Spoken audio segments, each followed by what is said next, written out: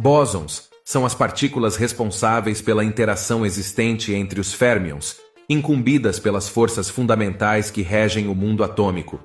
Os bósons, diferentemente dos elétrons, são partículas que não apresentam problema em ocupar o mesmo lugar no espaço e ao mesmo tempo. Apresentam spin inteiro, não possuem massa e podem apresentar carga elétrica. Os bósons são os gluons, fótons, bósons W e Z e o bóson de Higgs. Cada um deles é responsável pela mediação de um tipo de força da natureza. Os fótons, por exemplo, são os responsáveis pela interação eletromagnética. Em razão de suas propriedades, é possível que um feixe de luz atravesse outro sem que haja qualquer colisão entre eles.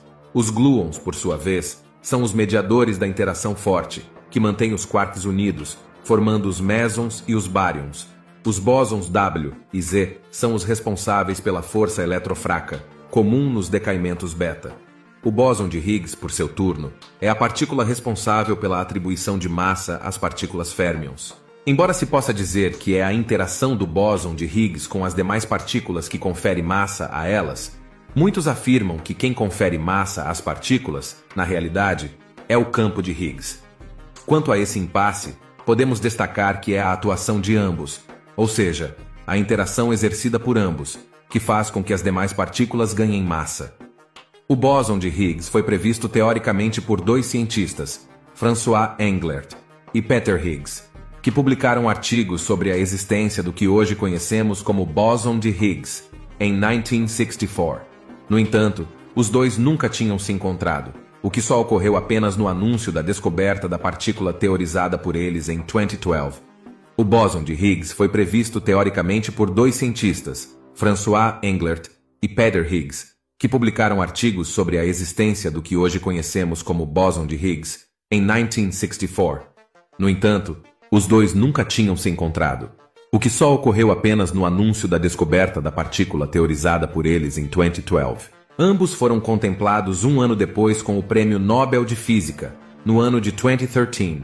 O bóson de Higgs ficou conhecido no meio científico e popular como a partícula de Deus.